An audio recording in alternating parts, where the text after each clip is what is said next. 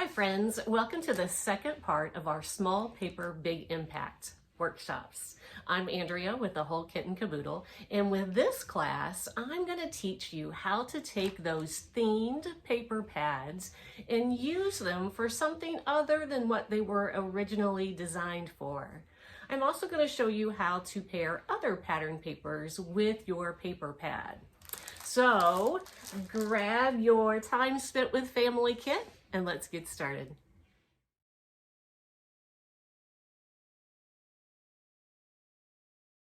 If you remember when we completed that first spread, we started with the right page versus our usual left page. So the same is going to happen with this one. So for this particular spread, again, we're going to start with the right page. So if you're following along with the instructions, you're going to want to skip all of the left page and start with step 1 on the right page. Again, we're doing this because when we taught this originally, we were teaching it in person, and this is the side of the spread that we taught in person. So the pieces are already cut to size, and this one's a little easier to put together. So we're going to start with that one. With this particular design, I wanted to show you how to take something like this Christmas paper pad. So this is a 6x8 pad from My Mind's Eye. And, you know, oftentimes we take a lot of photos at Christmas, right? And this will go a long way with your 12x12 scrapbook pages. But when all is said and done, what happens if you have extra pages in this little mini paper pad? Do you save it all the way to the next Christmas, or let's find a way to repurpose it? So it's exactly what we're going to do. So if you look at our final page, even though we kind of have that hint of red and green Christmas theme going on here, when all is said and done, it is not going to look Christmas at all. So what I did with this particular paper pad, and all paper pads are like this, so they'll have some, let me open this up just a little bit so we can show that better on camera.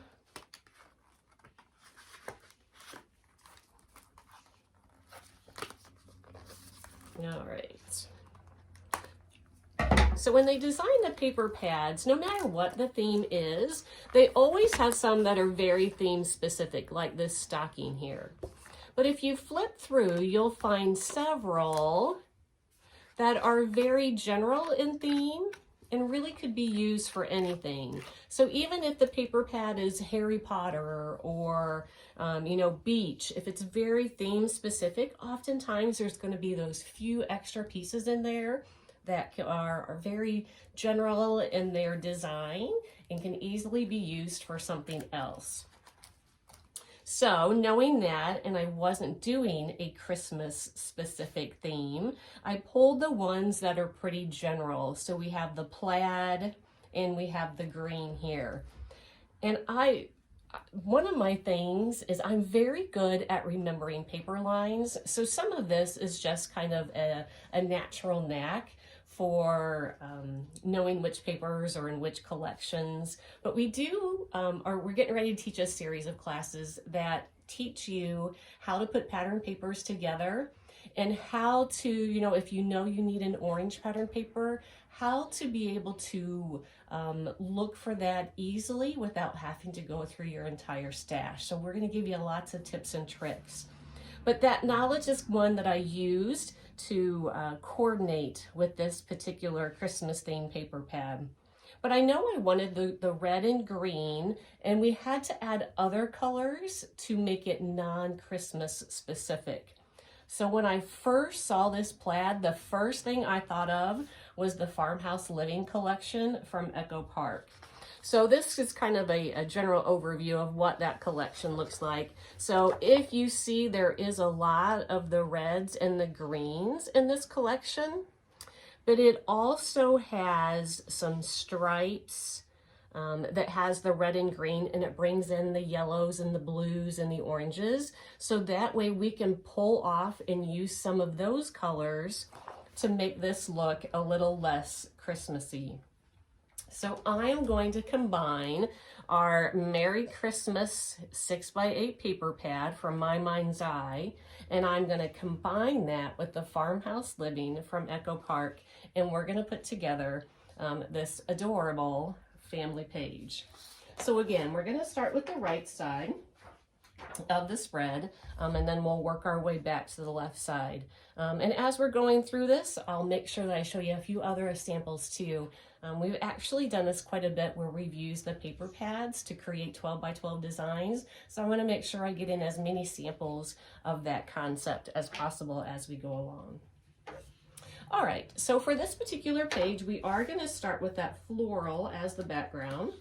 So in your pack of paper, go ahead and pull out that 12x12 floral paper. Don't you love the texture of Cartabella? I think it's one of my favorites as far as the texture of it. I really like that heaviness of it. So again, this is the perfect example here of we have that red flower and of course the green leaves.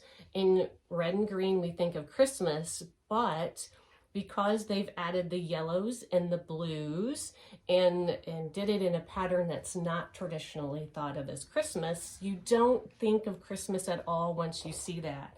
And this particular paper easily allowed us to bring in the plaid and this green graph from our Christmas paper pad and kind of tie all of this in together. So the first thing we're going to do is cut off that barcode strip if you haven't done so already. And I always say, if you really like this paper, after you cut off that barcode strip, flip this over and just tape it to the back. That way, if you ever need an extra sheet or you decide that you want to do additional pages and you want to use that same paper, what have you, you'll exactly know what paper that is and how to find it. So I always say just tape that on the back if you think that you love that paper and might use it again. All right, so after you have the barcode cut off, we're going to use that piece of red cardstock that is in your packet, and it's already cut to size. So in that packet, you have a piece of red, and it's 5x12, so it's already cut for you. And we're going to adhere it vertically, and it's going to be about a 1/2 inch or so from the right edge. So that's about a 1/2 inch or so from that right edge. And I'm going to go ahead and run my adhesive. And we're going to adhere that to the page. The reason why I used this particular red cardstock is I really wanted an accent of this particular paper so that it helped tie in that entire title that runs down the page. It also was good to help differentiate between the two patterns. Because of that cream color background in the checks, so it was a little hard to distinguish when that cream was on the white background. So I wanted something to kind of emphasize and really kind of set that apart from the background. So that's exactly why we've used this piece here. Sometimes instead of using the full piece, we'll just cut strips. So you'll get like a 1/2 inch strip, and you're going to tuck it under one side here and tuck it under one side here. That works as well if you're ever afraid of the bulk of a page. That way you wouldn't have that bulk from the inside, because obviously we're going to keep layering on top here. So whatever works for you. I don't mind the chunkiness, but if you worry about the thickness that it's creating in your pages, you could always cut out that center portion here and just use that, that tiny strip on each side, because that's all we're going to see in the end. So again, whatever works for you there. All right, so in your pack, you have some checked red here. So I want you to pull out, and I believe we're going to use 2 pieces. Yep, so we're going to pull out 2 pieces of that red checked. Some of these kits might already have those pulled out for you, but if not, go ahead and flip through the book and find those 2 red Plaid pattern papers. All right, and just as we did with that page that we started with in our first class, we are going to stretch this to make it look like it's really 12 inches long. So obviously with our 8-inch paper pad, we have a little bit more to work with than we did with the 6x6. But we're going to cut those pieces so that when they're together, again, it's going to look like a full strip versus two separate, because we're going to cover up that seam where they meet in the middle with yet another piece of paper. So we're going to cut each of these down. So it's okay just to leave them at 8 if you want to leave them at 8. But we're going to cut them down to 4 3/4. 4 3/4.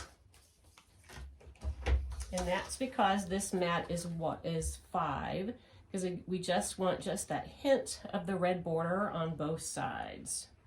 So we're going to cut it to 4 3/4. So again, I'm going to cut the next one to 4 3/4. And just because I don't need it to go all the way down, so we might as well save some, because that little piece, you never know, it could come in handy. And I'm actually going to show you some samples of how to easily use little pieces like that are left over when all is said and done. So I'm going to cut this one down, and I'm going to cut it to 6 inches. You could do that to both, obviously, because 6 + 6 make the 12. I'm going to keep it easy. So I'm going to adhere it so that they're both like that. So again, with the pattern, it's, you know, a little bit hard to see really that there is a seam, but you'll notice when all is said and done, we'll cover that up like it was never even there. So we're going to go ahead and adhere those down. And we're going to make this the illusion that it is a full 12 inches. So we'll adhere this one along the top edge. Again, don't forget we're leaving just that tiny bit of red border. Tiny bit of red border showing on both sides.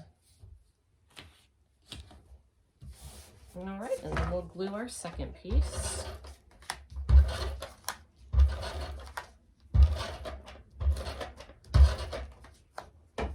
All right, so we want to make sure that our sides line up there. So we want it to look like that one continuous piece. All right. All right, so now that we have that strip totally done, we're going to go ahead and move on to our next piece out of our paper pad. So back to your paper pad, and again, this might be one that's already been pulled out for you, but we want to find that green graph paper. So the green graph, and we're going to pull that one out. And with that green graph paper here, we're going to cut it down to 5 1/2. So I'm going to go ahead and cut off this piece here from where it was bound into the book, and then cut it down to that 5 1/2 inches. So I'm going to cut it at the 8 so that we can get it off of that binder little piece there. And then I'm going to cut it down to 5 1/2. All right, so 5 1/2. So if you look here, if you notice, if I line these up, so here is the green piece we just cut, and here is the green piece that is on our final page. So if I align them at the top, you'll notice that our bottom is about 1/2 inch longer. So I needed just a little more space to make this design work as I wanted it to work. So I needed to stretch this piece and make it a little bit longer to fit the space as I needed it to fit. So what we're going to do is we're going to cut this piece in half. So make sure that you hold it vertical, and then we're going to cut it in half this way. All right, so we're not going to have 2 long skinny strips. We're going to have 2 thicker rectangular pieces. Does that make sense? And it doesn't have to be exactly in half, but it's going to be about, you know, obviously 4 inches. So then you're going to have 2 pieces like this. So that way we could pull them out and make them any height that we wanted, because again, don't forget, we're going to come in with this light blue across the page, and it's not only going to cover that seam right there, it's going to cover up any gap in these 2 green papers. Now, if you're not quite as picky as I am, you know, you can leave that as the 8 and it's going to work just fine. But again, for the design, I needed it to be just a little bit longer. So we're going to stretch it just to be just a little bit more. So when we adhere that, I'm going to go that way. We're going to stretch it just a little bit. So we only want just a little gap in between. Again, we're going to put our blue over that. So we just need just a little bit of gap in between to kind of elongate that piece. And again, you'll never be able to tell that those are 2 separate pieces and taken out of a small paper pad. All right, so we're going to flip those over. And we're going to go ahead and add our adhesive to this. Obviously, you could do this with just your leftover pieces from after you put together a scrapbooking kit. And you have those pieces that you cut off and you save those scraps. This is kind of the same concept. The great thing about a paper pad, though, is that all of those papers are kind of neatly condensed into that pad, and we know that they all already coordinate. So that is the largest joy of that, is that, you know, there's a designer out there that's done all of the hard work, and they say, hey, we've designed all of these papers to all go together, and that way all of that thinking is done for you. So I know a lot of people who put, you know, all of their green scraps in a pile and all their orange scraps in a pile, and that's fabulous as well. I think we should all be utilizing that method as well, because it's the same thing we're doing here. To me, a paper pad just makes it a little easier. I can grab the pad and know just by looking, you know, at the cover of the pad exactly what's in it, and I don't have to flip through everything. I know these papers are in this pad. Just makes it a little easier for me anyway. All right, so now that we have that green graph done, the next thing we're going to do is go ahead and cover those seams. So we have that light blue paper. So in your pack there, you have 2 pieces of blue, so make sure you get the one that's a little bit thicker than the other one. So we want the light blue, that's 3 inches. There's one that's a little bit narrower we're going to use on the next page, but we want to make sure that we use the one that's the 3 inches from this page. And this, combined with that back, I think is what really pulls it apart from being Christmas. So don't forget, we took this floral because it had the red and the green that we need from our paper pad, our Christmas paper pad. And then we pulled the other colors from this floral to kind of accent, to draw away from those traditional colors of Christmas. So you'll notice that we're going to pull in the yellows from that flower, and then with this strip we're pulling in that light blue. All right, so if you'll notice on our final sample here, this doesn't go all the way to the edge, so we need to cut it down just a smidge. So we're going to cut that to 11 3/4. So we're just going to snip off just 1/4 of an inch, so not much there at all. And then we're going to flip it over. Isn't that so pretty? I think it would make a great wallpaper in a kitchen. I love that nostalgia kind of kitchen era. I love the old wallpapers, the old floorings, the old stoves. I love all of that. All right, so when we adhere this, we're going to adhere it 5 inches from the top edge. So again, it doesn't have to be exact. but we want it close to that area so that when we add our title here, I specifically wanted this particular portion of our title onto the blue. Because of the yellow, it was a little bit harder to see on the red pattern paper. So we want to go about in that area. And it's going to go flush to the right edge. So flush to the right edge and about 5 inches or so from the top. I'm just going to eyeball. Let's go a little bit higher there. All right. See, and as we add one more layer, it's looking less Christmassy as we go along, as we keep adding these new dimensions and new colors. All right, so we have just one more piece of pattern paper that we are going to add to this. And we have our striped paper here. So in your pack, you have 2 pieces that are already cut to size here.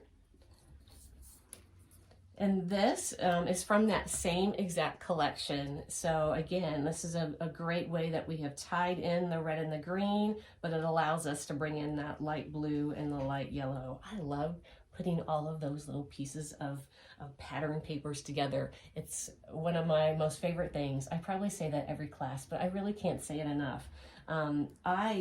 Crazy, it is. It's in my blood. I will, like, you know, be taking a shower in the morning. I'm thinking, oh, I should put that paper with that paper. I don't know if it's a sickness or a blessing, one or the other, but I adore picking out and putting all of the patterns together. Hence, we're going to start that series on exactly, really down deep on how to put various pattern papers together. With this stripe, there's a couple things we can do here. So if you know that you want your photos to be exactly like mine are in the sample, we're going to go ahead and cut the photo mats just as they are. Then when we go to adhere this piece, we want to make sure that we don't put the adhesive where it overlaps the photo, so that we can slip that photo underneath onto the mat later. So if you want to go ahead and cut those, you're welcome to, or you can go ahead and adhere this striped piece here. But again, we're only going to adhere on the right half of that stripe. We just want to make sure that all of that is loose so that we can slip that photo underneath later. But in your bag, you have some black cardstock, and I'm going to go ahead and cut them exactly as they are on this sample. So I'm going to cut a 4 1/4 by 6 1/4, and then I'm going to use the remainder of that little piece there to cut that 4 1/4 by 4 1/4.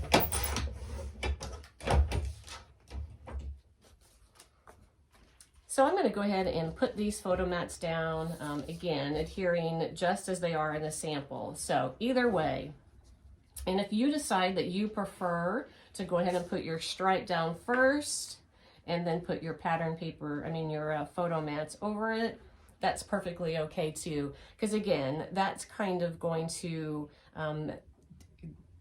make a difference to what is the composition of your photo. So if you have obviously stuff up here that you want seen, you're going to want your stripe to go below it. So that is totally up to you. And again, if you don't know that yet, all you need to do is just make sure you leave the left half of that unadhered. That way you can add that later. I'm going to go ahead and put the photo mats onto the page. And I'm going to basically center it within that green pattern paper there. So I've basically kind of centered that in that space.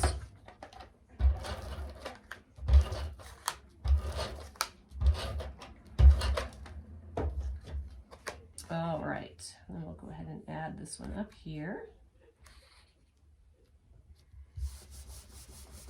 And if you haven't done so, go ahead and put that striped paper. And again, I'm only going to run adhesive on half of it. And I did leave it all the way at the 12 inches. So it is 12 inches. going all the way across the page. And again, don't forget, we're going to leave that part unadhered. All right, so now we have the fun part of putting all of these die cuts together, and this is kind of where the time-consuming aspect of it comes in. So in your bag, you have 2 baggies of goodies. So we want to pull out the bag that has all of the particular die cuts that we're going to use to complete this page. I'm going to set this aside for now. And I did use pop dots. I've used chalk inks. Anytime that we do that, that is totally optional. It's totally your personal preference. All of this is going to look just as beautiful if you didn't want to ink it, if you didn't want to use dimensional aspects of it. So I'm going to tell you exactly how it was done as we go along. But obviously I never take offense if you want to change it up. This is going into your album. I always say that. It needs to reflect you and your little personal touches. All right, so we have our width. And did you see what I did there? Did you see the dot of the I is attached to the T? I need to do that more often, don't I? My staff says I need to do that more often. All right. These are little centers of our flowers. All right, so the first thing I'm going to start with is I'm going to start with the word family. Now, when it comes to chalk inks, depending on how long it takes before you sit down and put all of these kits together, by the time you get around to putting them together, sometimes those chalk inks that I have suggested might be, out of stock or discontinued. So the general rule of thumb is you want to find a chalk ink that's at least 2 shades darker than what you're going to ink. So even if I say that we are going to use Aloha, let me double check that. I thought it was the darker one. All right. So for family, I actually used Blue Hawaiian. I really wanted this emphasis. If you notice, let me put this a little bit closer to the camera. So if you look at my word family, I inked the bottom portion of the family, and I have it pretty dark, so it's a pretty heavy shadow there. But if Blue Hawaiian no longer exists, just find something that you would think would be, 2-3 shades darker than this blue, and that's what's going to work, because those colors are changing all of the time. So I am one that I tend to go straight from the pad to the die cut itself. There are instances where I think you need to use a dauber, and a dauber is really a necessity for some particular steps for this. I like to go direct right to that paper there, and always use a really light hand. It's easier to put more on than it is to pull the color off. Now there are ways you can pull that color off, but it's much easier if you just start with a light hand. And I don't mind getting a little messy. So if you see I am doing this straight while it's in my hand, you can lay this on a piece of paper and then run your ink pad onto your die cut while it's on the piece of paper. I don't mind getting messy. Maybe that's why God blessed me with 3 boys, because they knew I was that mom that was okay with getting my hands dirty. So there you go. See if you can see that there. I just added that ink just along the bottom half of the word family, and I did do it pretty dark there. All right, and then we're going to adhere those 2 layers together.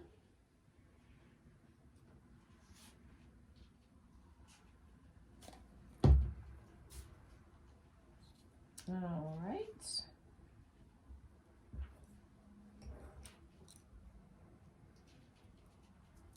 All right, so there is our word family. I am going to go ahead and put our clock pieces together. And then once I get those clock pieces together, then we're going to go ahead and add our title, and then we'll add all the rest of our small embellishments on the side. I'm going to go ahead and put those clock pieces together so that when we put our title down, we can go ahead and put those pieces to kind of sandwich that title together. So just be careful as you're pulling things out. There is quite a bit of small pieces, or there are quite a bit of small pieces here in this kit. And if you notice, don't forget I did pull away my actual page. We never want to get any excess adhesive, or you know, what if we accidentally drop our ink pad? We want to make sure that all of that stays away from our final page there. So notice that I always take that away and I work straight on the desk to avoid any of those accidents.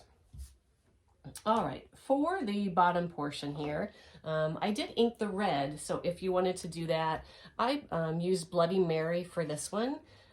Mahogany works. Mahogany is a little bit darker than the Bloody Mary, but the mahogany still works. If you don't have a really dark red, you could always go with a lighter brown. Is going to work as well. And for this one, if you look at the bottom portion of our clock here, I am going to ink the bottom of that half circle. And that's all I'm going to ink for this one. So we have the half circle, and I am going to ink just along that bottom edge, like so. And then I'm going to ink the top portion of that half circle for the top portion of our clock. So I'll go ahead and give those a whirl as well. All right.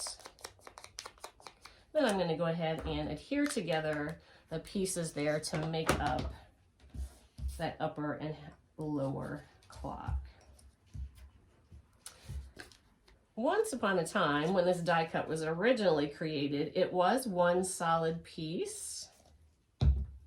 And then I slid it in half in Design Space. So little tricks like that, the class that I was just referring to, are playing with paper, where we're going to talk about pattern papers. Another thing we're going to talk about is kind of all the little tricks of stuff like that, how to split a multi-layer piece in half in something like Design Space. So all kinds of fun little tricks for that one. All right, so we'll get that glued together, and then we'll do the upper half.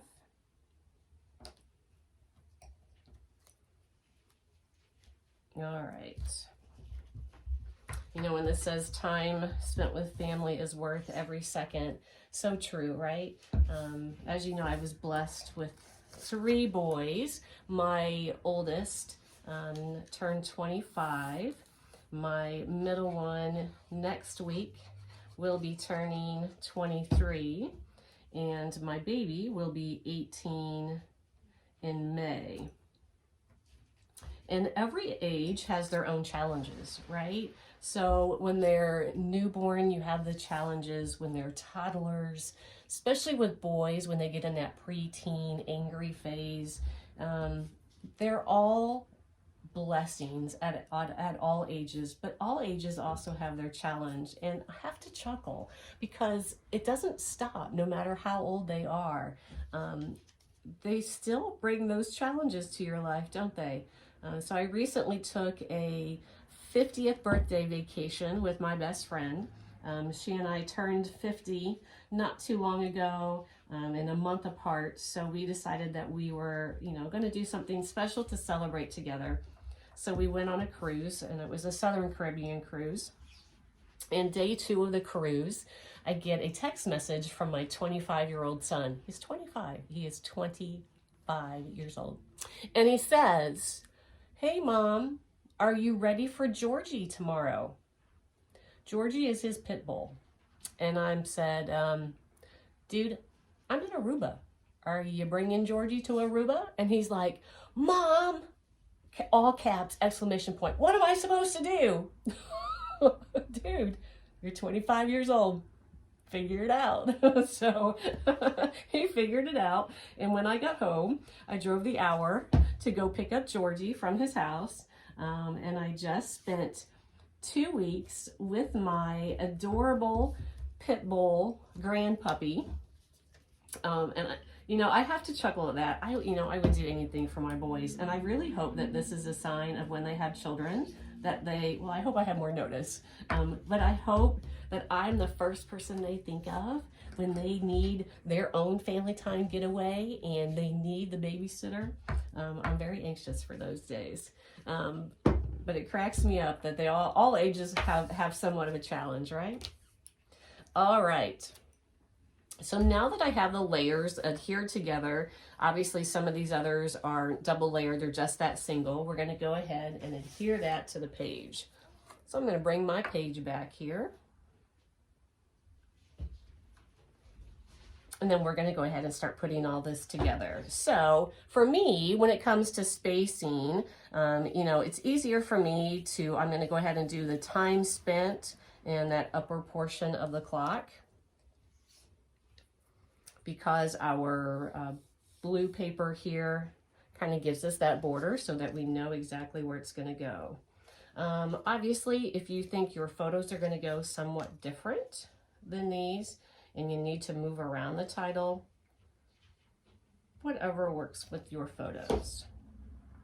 You could easily make this 3 horizontal photos here if you had horizontal photos, and still leave your title all down this single side here. All right, so now we have our word time. Notice how all the letters are connected. Every once in a while there's a small miracle of life. All righty. And then we have the big portion of our clock. So when it comes to big pieces like this, oftentimes I'll switch back and I'll go with my dry adhesive. The reason I do that, when you use liquid adhesive, it makes it kind of way more stiff and less pliable. So I just like how on the bigger pieces, the dry adhesive goes to the page. It's not quite so stiff. It's the only reason I switch back and forth. Obviously, it's whatever your preference and whatever you become accustomed to. All right, so let's go ahead and do the every second next. Because if you notice with this portion here, for the word is, it's part of that is with the clock hands. So let's go ahead and do the every second, and then we'll come back and fill in that gap there. So for now, I'm just going to lay that here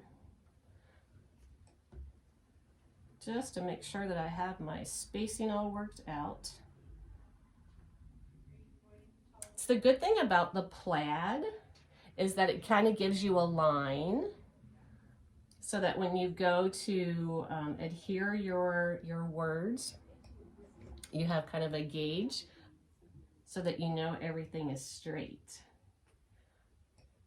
I often like to use those little cheats. You'll notice that I use a lot of pattern papers that have lines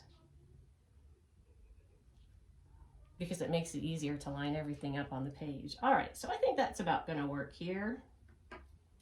So again, I'm going to go back to my big adhesive.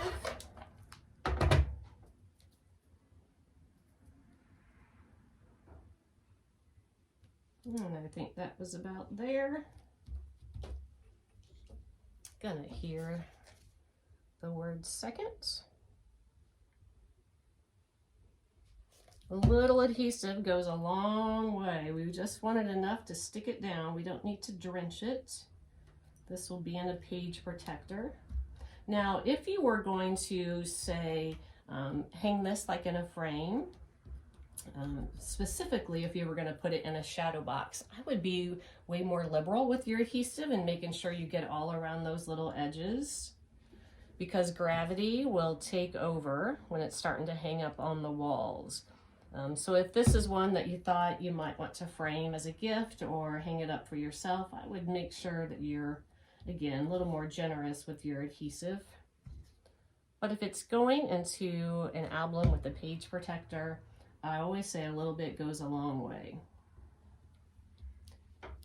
It may not seem like a lot, but over time, you're conserving a lot more of that left off, you know, the less amount of time that you have to refill it, right?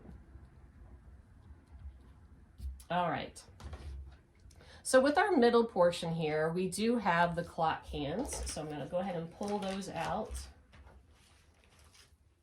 So we have our clock hands.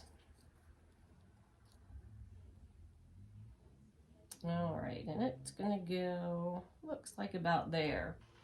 So what I'm going to do for this is I'm only going to put adhesive under the circle portion. So where those two clock hands meet, that circle portion, I'm only going to put my adhesive there. So only going to put that right in that circular area because, again, see how they overlap the photo mats. So we want to think about that so that we are able to slip the photos underneath. Now, you might find when all is said and done that your photo is going to go on top of your clock hands, which that is fine too. It's all going to depend on exactly, you know, the composition of your photos. Let's see, I think, let's try that. I'm going to just lightly pat it down. So in case I need to move it just a little bit, I still will have that little bit of wiggle room in that. And then we're going to go ahead and add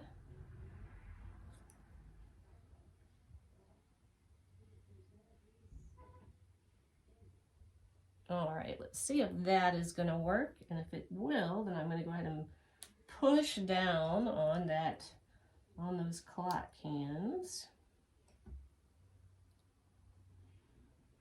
And I think that is going to do it. All right, so I'm going to go ahead and push that down so that those are tied in. And I'm going to start with the word family.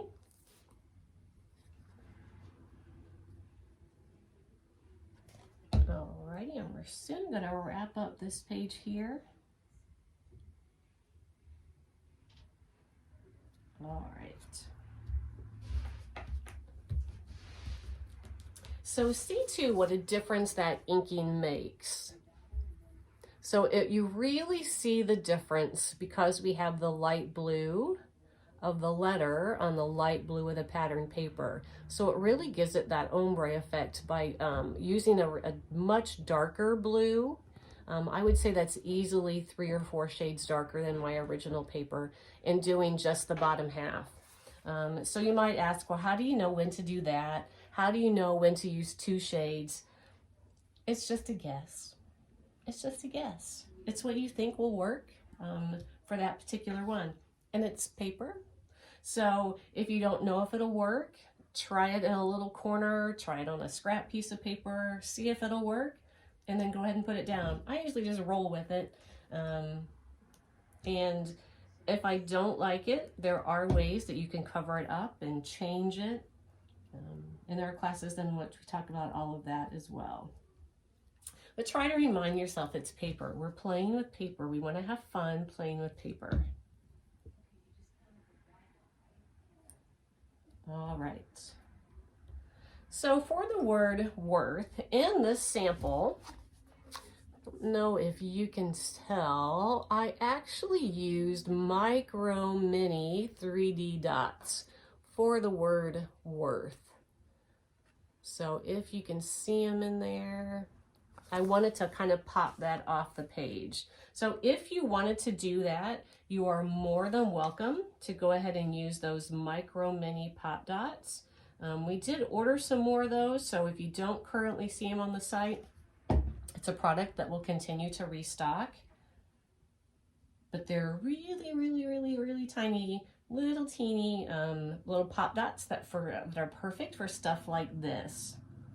But for time's sake, for the class, I'm going to adhere it just flat there to the page.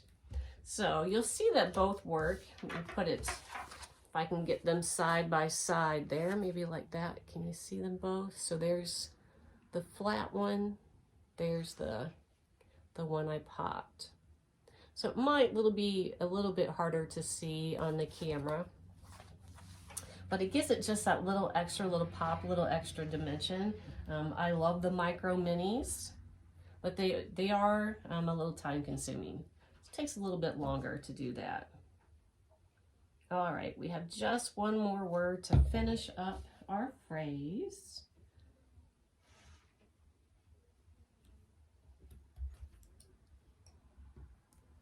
And then we have our flowers, and then we have a couple stickers to add, and we're going to wrap up this side and move on. All right. All right, so now that we have all of that done, the only portion of the die cuts we have left are those little flowers. So you'll notice back in that baggie, we have the various layers. Each flower is a couple layers there. I'm going to pull all of those pieces out. And again, if you wanted to use pop dots, this is another great opportunity to use those micro minis. That's totally up to you. Actually, I'm going to put this aside again because I am going to pull out the ink. So we do have these little blue pieces here. I'm going to go a little bit lighter. I don't want it to be quite as dramatic as it was with the word family. Again, you're welcome to use that same color of blue if that's the one you have. But for this one, I used Aloha. Caribbean Sea, I think, is one that's pretty similar. If you just find just kind of a lighter color of the tealish blue, it's going to work perfect. So I'm going to do that on my light blue pieces. So I'm going to do that with this circle, and then again at the edges there of that light blue flower. My ink pad is on its last leg, so I'm going to go pretty rough to make sure we can see that. All right, and I did also ink those little small circles in the center. So we have those little teeny yellow pieces, and I did ink those with a desert sun. And I'm going to use my tweezers. And the reason I'm going to do that is, if you can see, my hands are blue for when I inked the word family. So if I hold this in my hand and I start to run my ink pad, it's going to pick up that pigment from my hand, and then we're going to get a green color. Because the blue and the yellow are going to mix, and I don't want that to happen. So since this piece is so little, I'm going to use my tweezers to hold on to that while I lightly go around the edge of each of those circles. You just want to make sure, this one might be a little easier to see, it's just a tad bigger. So when you are inking those pieces, see if you can see that, we don't want to go so much on the surface that it totally changes the entire surface color. We just want to accent around the edges. So when it's a little teeny piece like this, just watch how far you go in on that piece, because if you go too far in and you go all the way around, it no longer looks ink, it looks like a brand new color of paper. So hopefully that makes sense. So when you're inking really tiny pieces, if you go all the way around, just go just at the edge and don't go in too far, because we still want it to look like a chalked edge and not like a solid new color of paper. All right, and again, you're welcome to go ahead and use the micro mini dots if you want to pop these layers. I'm going to adhere them flush. If you see they are popped on our sample here. If you can see it as I hold that closer. But again, that's a little more time consuming. You're welcome to do that. Just know that that takes a little bit more time. All right, and then we have our two center pieces. I'm putting the one that's slightly bigger in the blue flower And the one that's slightly smaller in the green flower, it does not matter. All right. And then you'll notice this is what we call trapped space. So if you look here, this here is trapped space. So when you're working with a design, you never want to trap off kind of that awkward space there in between. See how we've, blocked it out, and then we've left this kind of awkward space in the middle. So that's why I'm putting these here. It fills up kind of that awkward gap that we have left by using those arrows. So this could change too, depending on where you put your photos. And again, if you're doing your photos identical, make sure you're leaving part of this unadhered so that you can slip a photo underneath if you need to later. And again, you might need to put it on top, which is fine as well, but that way you have options when you go to add your photos. And the final thing for this page to be done is our butterflies. And how lucky were we to have butterflies of the exact same colors as our floral background. So you'll notice there's that little hint of pink in that floral background. And we pull that pink in with our butterflies. We scored big with this one. It's the perfect match. Perfect match. All right, and we're just going to kind of randomly add these all around our page to finish this one up.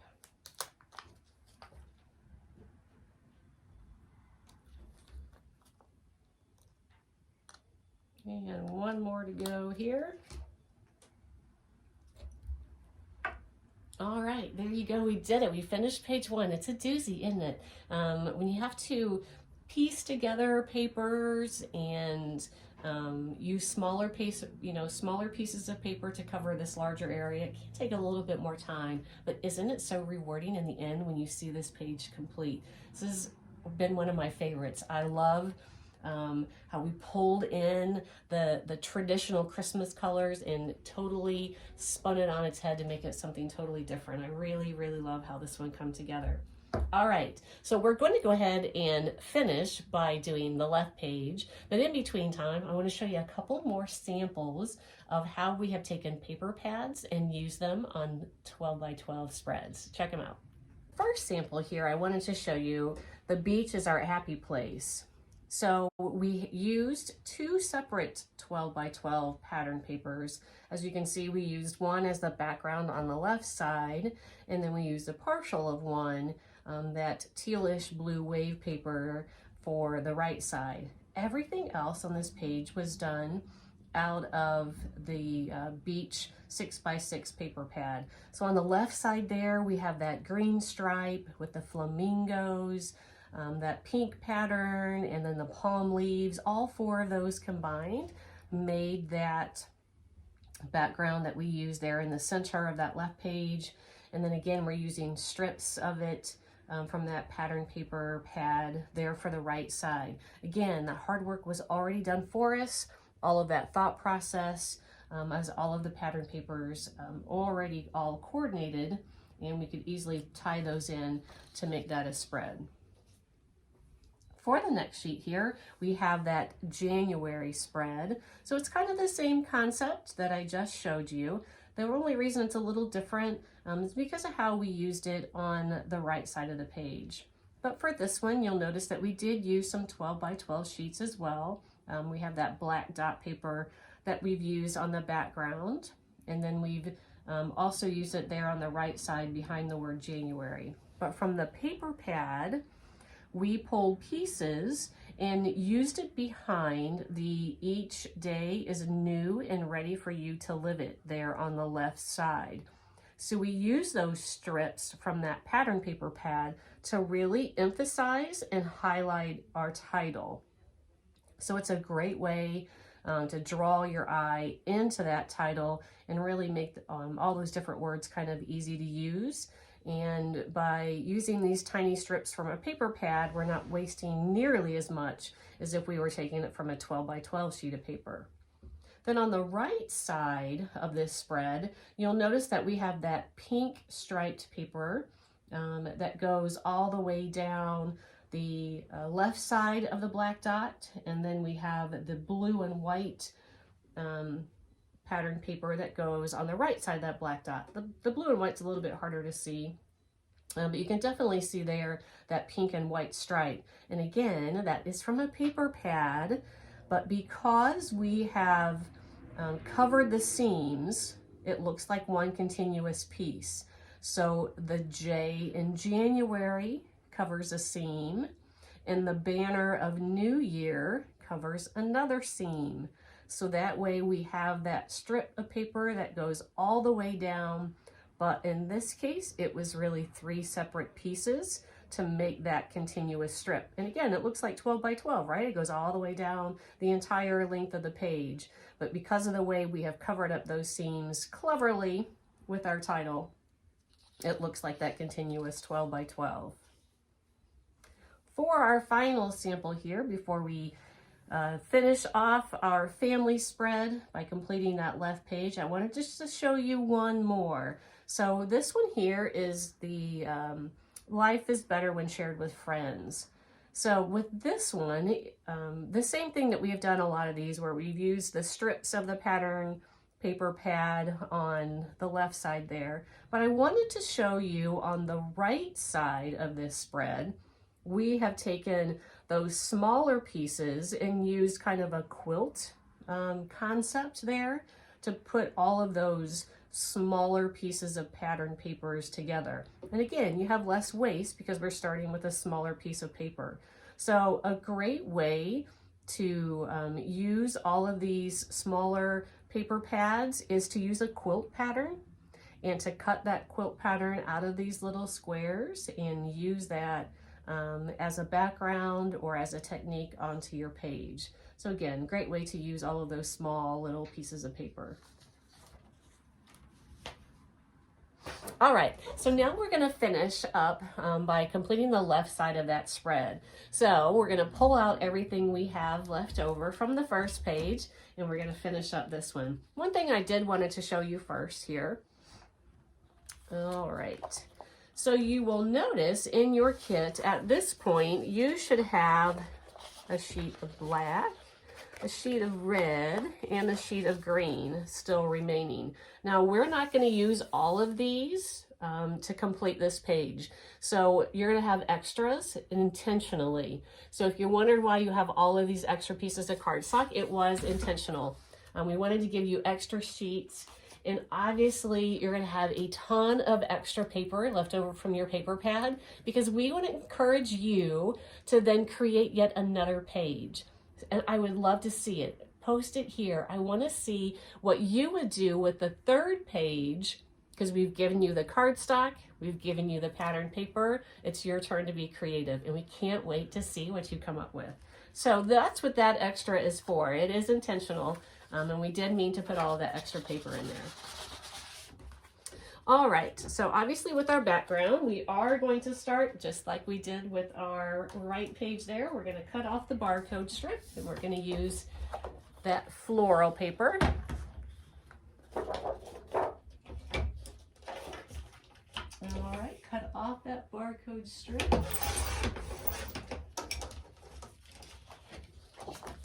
And start with that floral.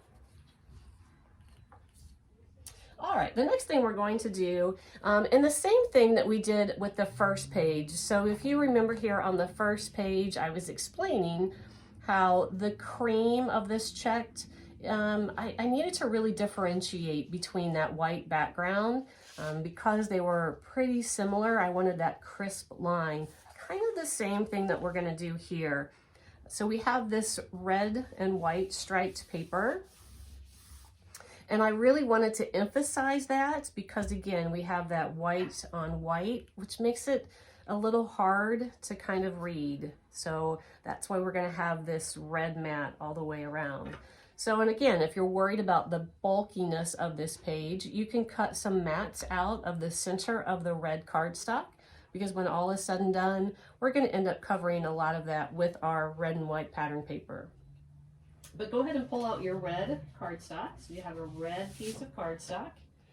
And we need to cut that cardstock down, and we are going to cut it down to 10 1/4 by 10 1/4. Don't forget, some of these are going to have the barcode strips, so don't forget about that with some of the newer cardstocks. You'll notice as the new ones start to come in, because they all of those solids are going to have barcodes on them, so always make sure you're watching for that. So we want it 10 1/4 by 10 1/4. You don't need the extra pieces of that. And again, if you're worried about the bulkiness, go ahead and cut out some of the middle here. And that'll make the page just a little less bulky. All right, we're gonna go ahead and adhere our red in the center. So I'm running my adhesive all along the back of that, and we're going to adhere it in the center of our floral. All right, then also in your pattern, in your paper pack, we have that 12 by 12 sheet of red and white stripes. So this is a 12 by 12 sheet. And again, it's from that same farmhouse collection that the background is from. So if you like this paper, if you remember, I did a Dapper Dan Disney page, and Mickey was Dapper Dan, and you know how they always have those striped suits. I used this to cut out a suit. So if you ever would want to recreate that on your own, or you need extra to mimic that, I use that for that as well. But again, when you cut off that barcode strip, if you think you might want to use it, I would save it, turn your background sheet over, tape it on the back. That way you have it if you ever need to go back and refer to exactly what that pattern paper was. All right, since our red was 10 1/4, we want to cut just a little bit smaller. So we're going to cut this down to 10 by 10. And again, all of this is written in your instructions, but this is going to be 10 by 10. Now, typically with stripe, we have to watch the direction because we want the stripes to go a certain way. But this is a square, so it doesn't matter which 10 you cut first. It's a square. Let's go ahead and cut that 10 by 10. But when you adhere it, we want those stripes to be horizontal. So we don't want your stripes to go like this. We want your stripes to be horizontal. The horizon, horizontal. All right, so we're gonna add our adhesive, and then we're gonna adhere that red and white striped paper in the center of that red cardstock. And there should be just a tiny border of red showing all the way around.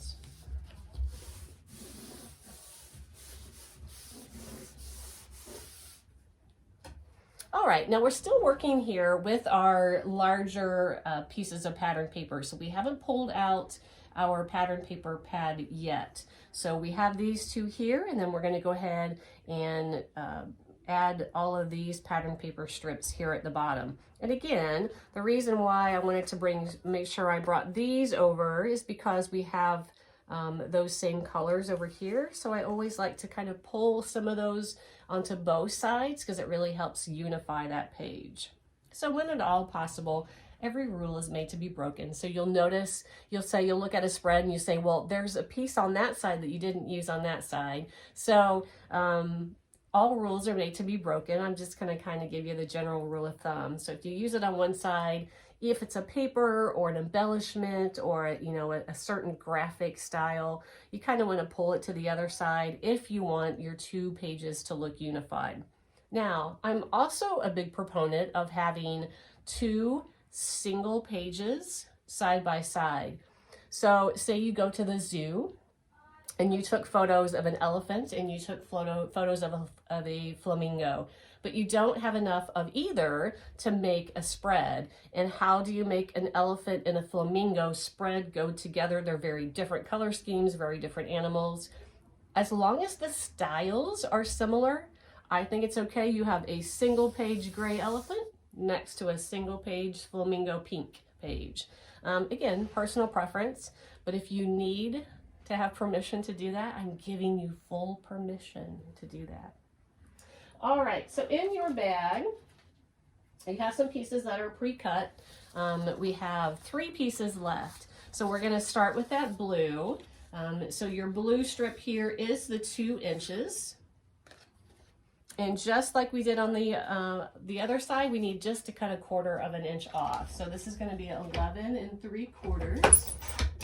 11 3/4. So again, just cutting off just that little sliver there. And when we adhere it, we want that to be about 1.5 inches from the very bottom. So about 1.5 inches from the very bottom. Again, we want it to be pretty close to that. It doesn't have to be exact. But if you want to do it very similar to this, this is what gives our space there for our title. So you'll want to stay pretty close to that. We're going to go flush to the left edge. So we're going to align the left of the blue with the left of the floral. And again, because we have a striped paper there, we can know if we have it aligned straight. So it's not going to all the way reach the right, and it's not supposed to. All right, so after we get that light blue now, we have our yellow piece. And we do need to cut it down just a little bit as well. So our yellow piece needs to be at 11.5 inches. 11.5 inches. So it's just a tad shorter than our light blue. And I'm gonna run my adhesive. And then when I go to, let me put this back over there. When I go to adhere it, you'll notice if you look at the sample here, that we're gonna overlap that blue. So I'm gonna overlap the blue by about 1/2 inch or so. And I just like that little visual interest that it creates right there with that overlap. So about 1/2 inch or so. Again, I'm constantly using my stripes there as my alignment. All right, and then the very piece we have left is our striped. So we have one more left over of that 1/2 inch striped paper. We're gonna leave it at the 12 inches. Gonna run my adhesive. And then it's gonna go towards the bottom of the blue. You don't wanna go all the way to the bottom, but leave 1/4 inch or so of the blue showing. Now, when you look at this, if you notice, we have stripes going vertical, stripes going horizontal. That's one of those times when I say that the rules are meant to be broken, because the juxtaposition of that typically wouldn't go together, but the way that we're using it, you'll notice that it's going to flow together in the end just perfectly. The reason I did this is, again, because I did that exact same concept here through our title. So I once again wanted to mimic that. When all is said and done, we see just a little bit of the colors pop on either side. So that's why it works. We have our title that really kind of covers a lot of that. Just seeing just that little teeny pop of color on the far left and on the far right. All right, so after we get all of our pattern papers done, there's a couple directions we can go here. So if you want, you can go ahead and cut your photo mats if you want to put them exact. Or what I'm going to do next is we're going to go ahead and find and cut these pattern papers here. So all of these little squares come from your pattern paper pad. So again, it's great, especially when you're using little pieces like this, that we're not wasting an entire 12 by 12, that we're cutting it just from this small paper pad. And then what you could do when all is said and done, because sometimes you're gonna have random little pieces left over. So we had some little pieces left over from the first page. Once we cut these pages, you're gonna have some little pieces left over. You could take the back page of this and create a little pocket. So just make a little pocket you're gonna tape onto that back page of your paper pad. And then all of those little pieces that you have left, just stick down in that pocket. That way you can keep it all together. So take that back page, create just a little pocket, just use, you know, an extra piece of cardstock or what have you, and then tape around the 3 edges so that you have the pocket taped to this back page. And then you can have that little pocket for all of those random little pieces that you have left over when you make cuts like this. That way it's still all together. So when you are flipping through, trying to see if some of these papers work for yet another page, all you have to do is look at this cover and you know exactly what's inside of this pack. And that way you can just store all your packs together in your storage bins. All right, so from this, I'm gonna go ahead and we're gonna cut 6 2 1/4 squares. So 6 2 1/4 squares. So it doesn't matter if you use the exact same ones I did. You're welcome to have fun and you know, find ones that work for you. I'm gonna cut 2 out of the cherry. I am going to cut 1 out of the green dot. I'm going to cut 2 out of this cream and red graph paper. And then I'm going to cut 1 out of the green graph paper. So again, you still have oodles of paper left over. You have extra cardstock. So I want to see how you take this in a whole creative twist and design yet a 3rd page that would coordinate with all of these. All right, so we need 6. We need 6. It's been a few days. We need 6. We need 6 squares, and they're all 2 1/4 by 2 1/4. So go ahead and cut all of those. So again, with the green, I've cut 1, so 2 1/4 by 2 1/4. And then if we've created that little pocket in the back of our paper pad, then we're going to take the excess from this and we're going to slip it down in that pocket. That way it's all together. So if you're like me and you stick it in a box, it might not ever get used again. But if you keep it organized and keep all of these pattern papers together with that pad, you're going to be more likely to use it again. All right, so out of the cream and red graph, I'm going to cut 2. So 2 1/4 by 2 1/4 2 times.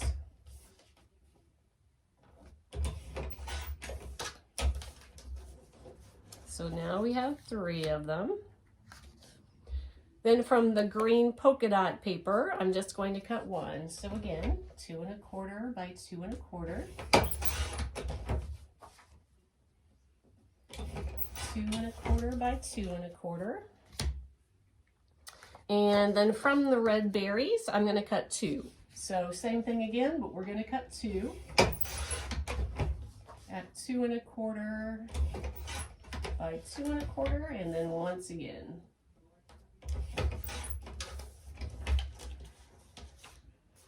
All right, so now we have all 6 of our pieces here. Now, again, it kind of depends on what you are going to do with your photos, exactly how this could come together. I'm going to go ahead and do it like the sample, but you could, you know, make it a little more narrow if you knew you needed more space over here. You know, you could bring the title over here and focus it all up here if you needed all your photos here. So feel free to play around and see what works for your photos. This is the stage of the game that I think that makes it easy to do. You can just take all of these, and if you have your photos next to you, you can just kind of keep moving it and keep moving it and keep moving it until you see what works.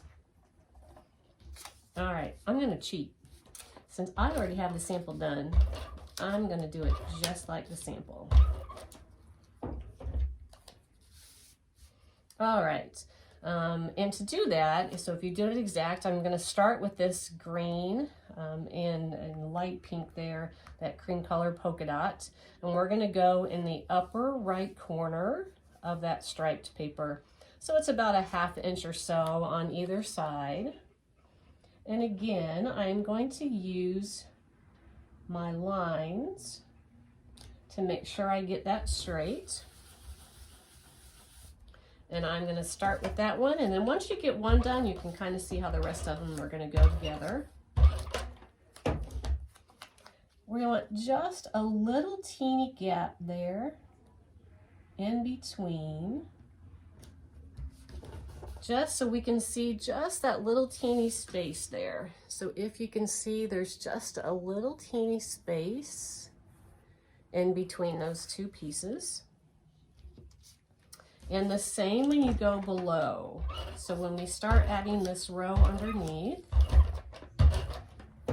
we're going to leave just a teeny tiny space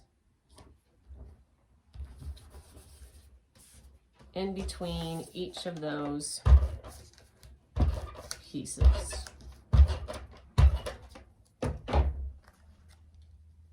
All right. Number 4, and then we have 2 more.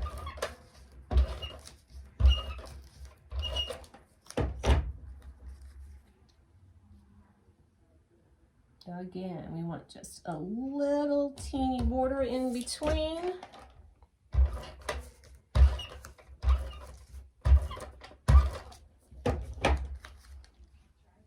And there we go. All right, now I'm going to pause there just for a second, because if you look at this page as it is right now, all by itself with no words and the other page not beside it, you're going to look at it and think, I would never put all of those patterns together, because look, we have 1, 2, 3, 4, 5, 6, 7, 8, 9. We have 9 different pattern papers on this page. And when all is said and done, it's going to work and meld beautifully together. Again, it's one of my most favorite things to do, so I really can't wait to start that series. And when we really, really dig deep, the goal is for you to see pattern papers in a whole new way. So I love pulling all of those together. And the reason why it works with this particular paper pad is that I happen to find a non-Christmas collection that had the same color schemes as our Christmas paper pad. So we're melding those two together. So we have our pinks that pull in the pink flowers, we have the greens, and as you can see, when all is said and done with our die cuts, it really all does come together in the end. Don't be afraid to play. You know, pull out things to see what's going to match and meld together. And if it doesn't work, it doesn't work. Don't adhere it. What's that phrase? You miss 100% of the shots you don't try, or whatever that phrase is. So don't be afraid to play. All right. So once you have all 6 of those adhered, let's go ahead. Excuse me. I'm going to go ahead and cut the photo mats at this point. Just so I can make sure that I have that space kind of reserved for those. So I'm going to go back to that black cardstock. And again, it's okay if you use this time while I'm cutting these mats to go ahead and make sure you have all your pattern papers picked out and all adhered down. But I'm going to go ahead and cut the sample mats identical there to the sample. So I will do that as you're finishing up your squares.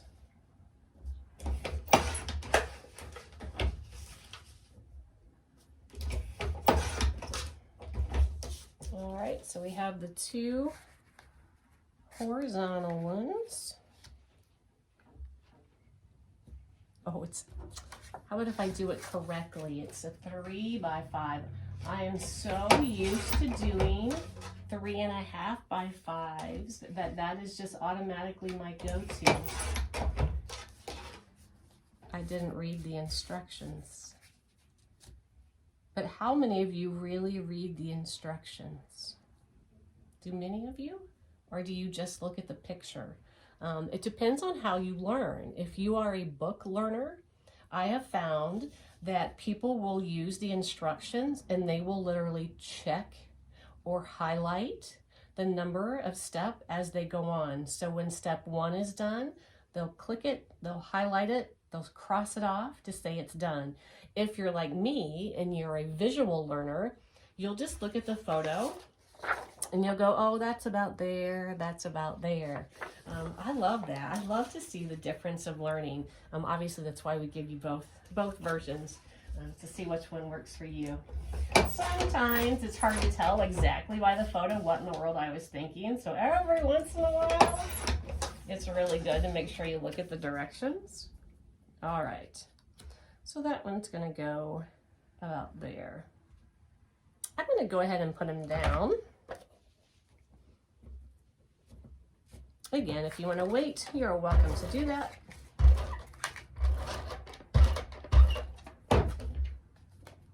I'm just going to go ahead and put these in their spot. So then all we have left are our die cuts and our embellishments.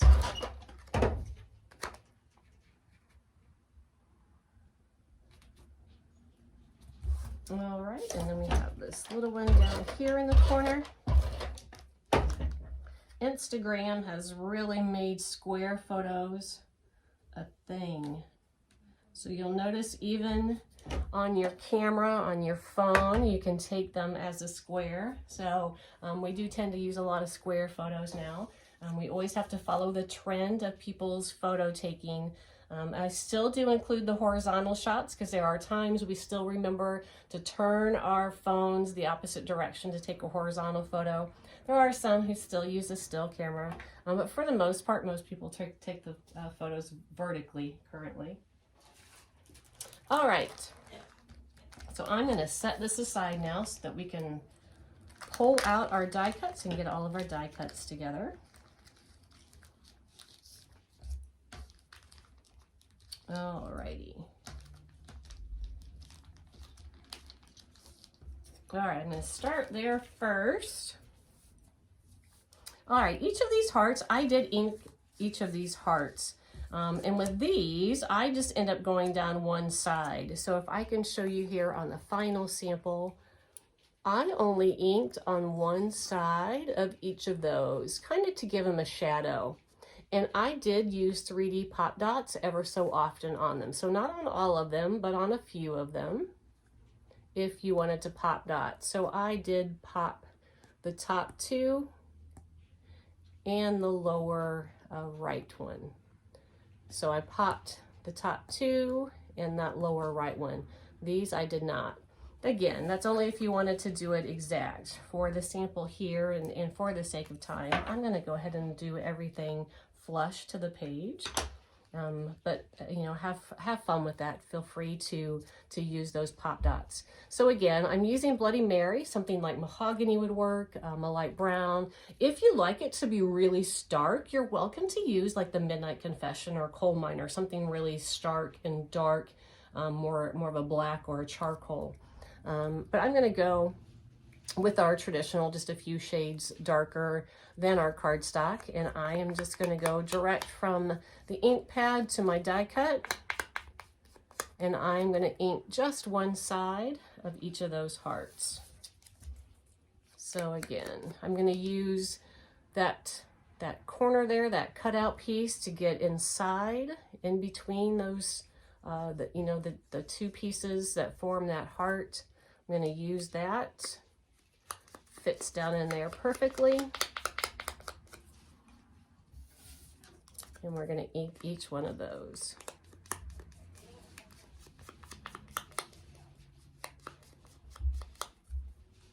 All right, just two more here.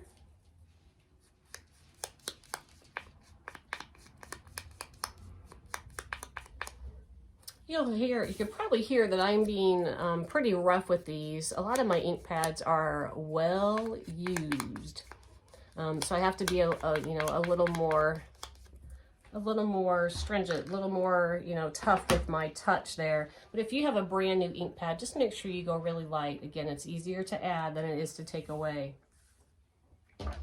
All right. Also, while we have the red out, I'm going to go ahead and do that center red circle of that large flower, again, with that same red. And this time I'm gonna go just hit the outside edge all the way around. So don't go too far in. We're just gonna go hit the edge all the way around. So when I do that, I'm keeping my pad more vertical. So typically when I ink, I use a little bit of an angle. If you could see, I use just a little bit of an angle. But when I want just the edge, it's just up right here.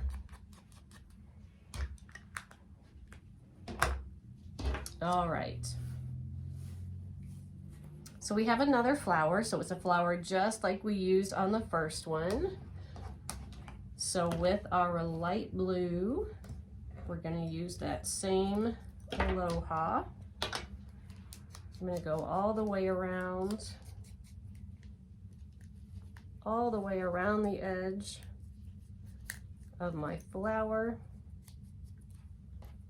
and then all the way around my blue circle. I got one more circle. I'm going to go ahead and pull it out of my baggie so that I can get all of those at once. All right, that last little piece there. And go all the way around. Again, we just want to make sure that we can still see the color of paper, so we don't want to go in so far that we totally change the color of the paper. So if you can see there, I'm just going around just the edge of that blue. All right, so lastly we have yellow. There's actually 3 yellow circles. I have one left in my baggie. And again, I never cleaned my hands from the first page. So I'm gonna hold it with my tweezers, and I have my desert sun, and then I'm gonna ink all 3 of those. I realize that I tend to be pretty fast when it comes to inking. I think fast is your best bet. Don't overthink it. If you're overthinking it, then you lose part of the joy of it. So this doesn't have to be an exact science. Don't overthink it. Don't spend a lot of time on it. No 2 inkers are gonna look the same. So even though I'm the same person and I inked this circle and I inked that circle, it's gonna look different this time than it did that time. And it's okay, it all still looks fine. It needs to be kind of a quicker process and not, no need to sit there and overthink. All right, so I'm gonna go ahead and glue the pieces of our 2 flowers together. I think my camera lights have dried up the tip of my glue there. All right, so this is the same as our first one. So we're doing those same layers just as we did that first go around. The smaller of the 2 blue circles is what goes in the middle of that green.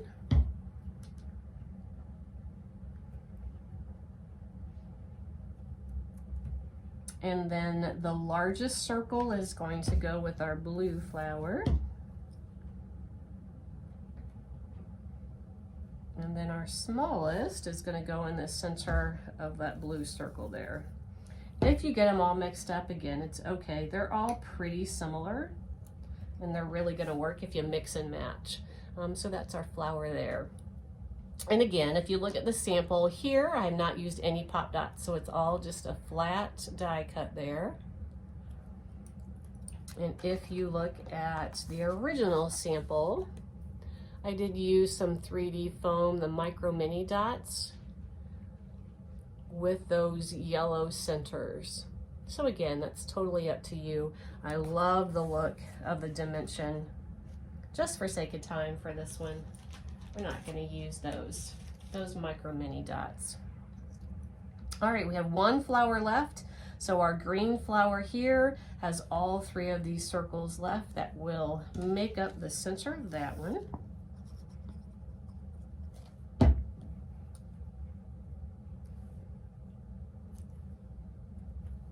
All right, so we have our red and then our blue.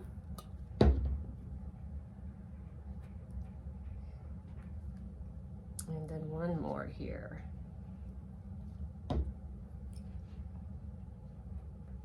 All right, we have just one more die cut to put together and then we can wrap up our page. So I'm gonna set that up to the side. And then one of our words has 2 layers. So we are going to pull out, let's just go ahead and pull it all out.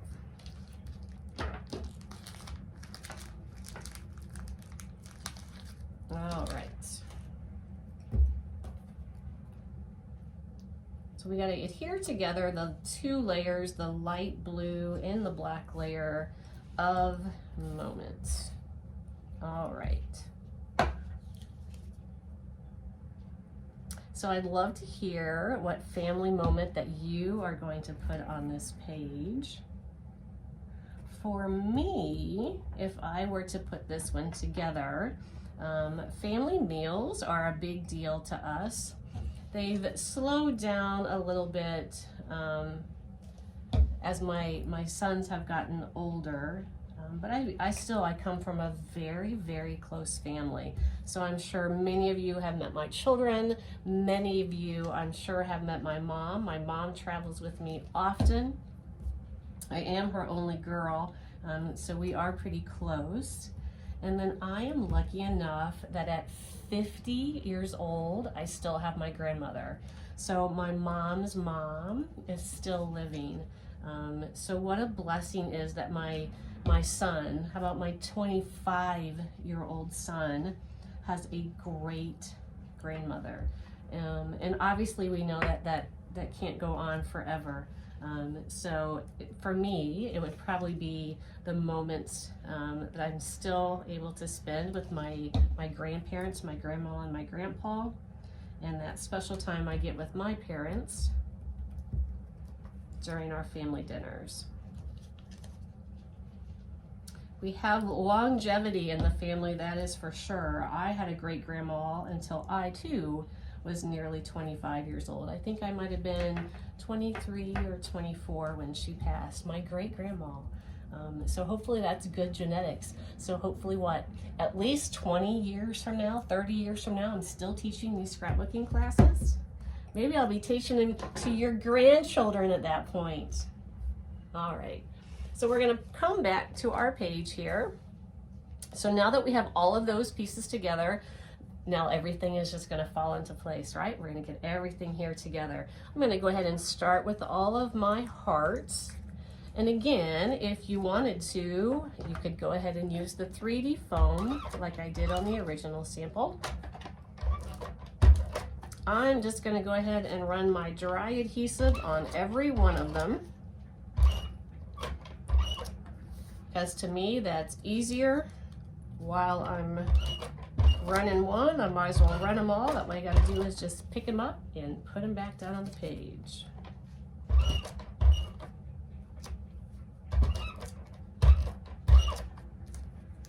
Alrighty, one left here.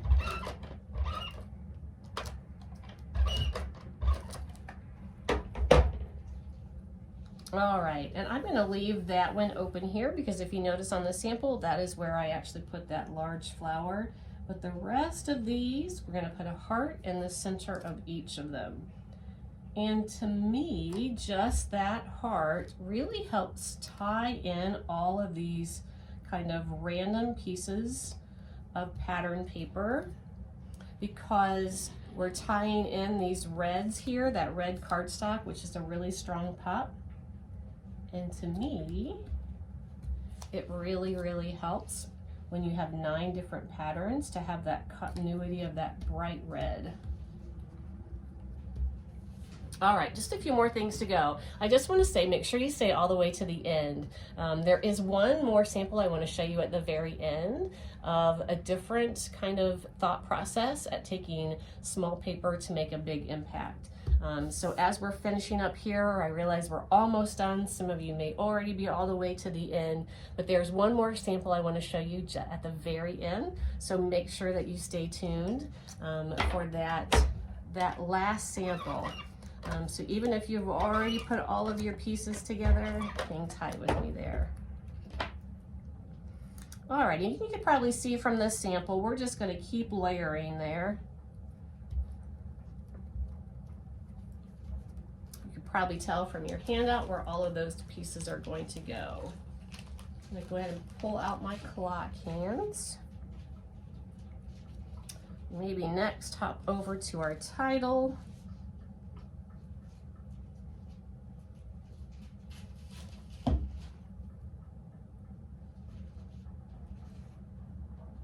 Just a few more pieces here.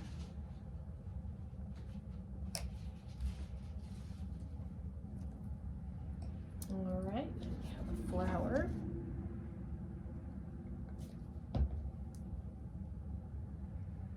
Oh, not yet. I'm gonna do enjoy thou first. Actually, the clock hands go underneath that last flower, so I'm gonna hold off.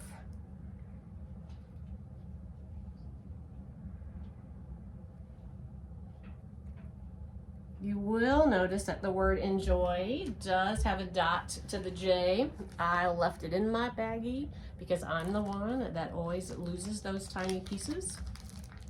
I get busy talking, and before I know it, I have no idea where it is. But we can always use an enamel dot, you can use a brad, you can just use a marker and draw it. So there's easy fixes if you happen to remember that you've seen it and then all of a sudden can't find it again.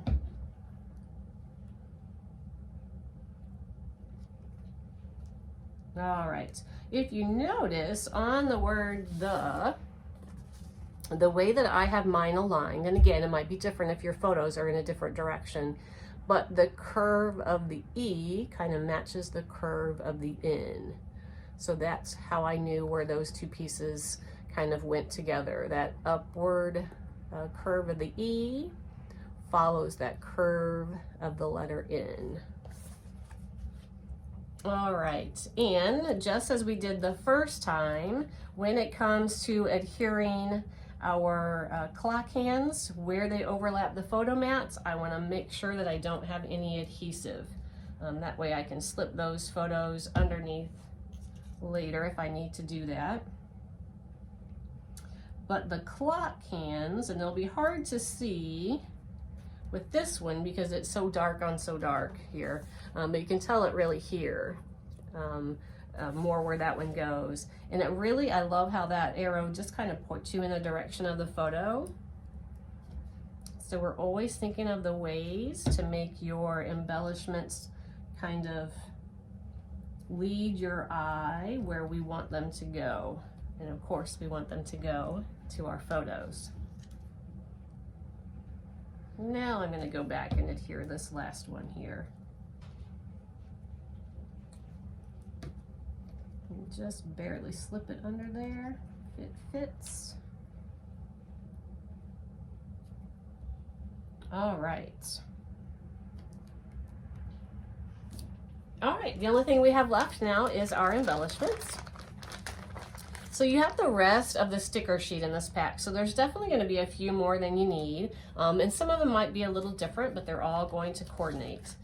So again, between the extra cardstock, you have the extra paper from the paper pad, you should really easily be able to come up with yet another page that would match all of this.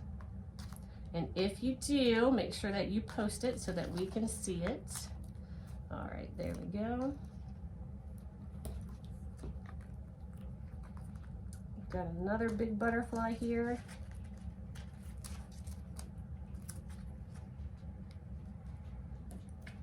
And I'm going to add just a few more of these little random ones, just kind of here and there, just to kind of fill in the space. But you know, they're not really necessary on this page, so if you knew you were going to make one more, you wouldn't necessarily have to use all of these little ones now. You can save that for the next page.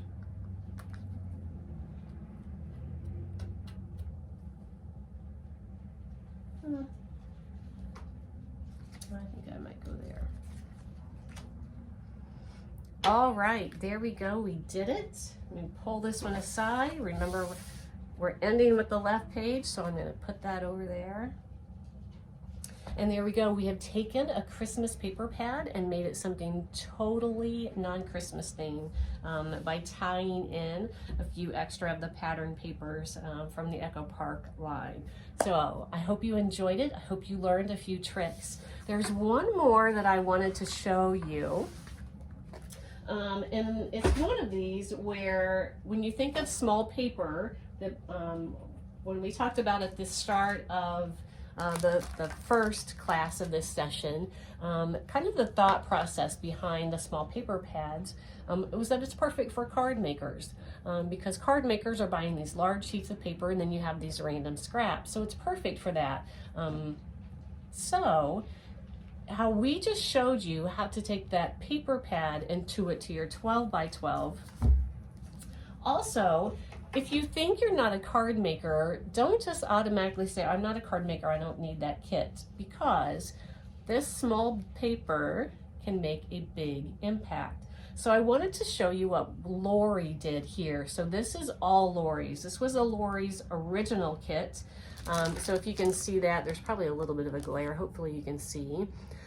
So Lori created these 4 adorable birthday cards here. And all 4 cards are located in this pack. And this pack also comes with an entire 12 by 12 chipboard sheet. So there's a ton of extra chipboards in this. So if you're thinking, I don't make cards, I don't have a use for the card kit, let me show you how these small papers can make a big impact. So she has taken those 4 cards and she has made such an incredible little mini booklet here. So I'm going to show you how this works. So here was our first card. So she's using that as the cover of her booklet. And if you flip it over, she's using this interactive version here for the next side. Because again, you have so many extras of all of these chipboards. There's just plenty of extra to go ahead and stretch this out. So here was yet another card. And she's actually using it just like a card, right? So it is still a card, still as a card would open up, but she's making it an interactive portion of the page. So you could still do this on a 12 by 12. You take your card and it then becomes an interactive component of your page. But here she's done it as a little mini booklet. So there's the back side. And again, here was another card. That's exactly the card there to make this cute little interactive piece for the mini booklet. And then again here, there was the final card that she's made into this adorable portion of her mini album. So, you know, thinking that you're not a card maker, you could easily take, you know, just the card itself, this mini page here, this small paper, and you can use it as this mini album, or you could take it just like this and put it right onto your 12 by 12 sheet. So just like our mini paper pads, cards are a great way to do that too. So it becomes kind of a less expensive way to create your own 12 by 12 designs by using these cards kind of as a title on your page, an interactive component of your page, or taking all 4 as Lori did and create an entire little happy birthday mini album out of that. So I hope you start thinking of small ways to make a big impact on your pages. Thanks for joining us. Can't wait to tune in to the next one. Happy scrapping.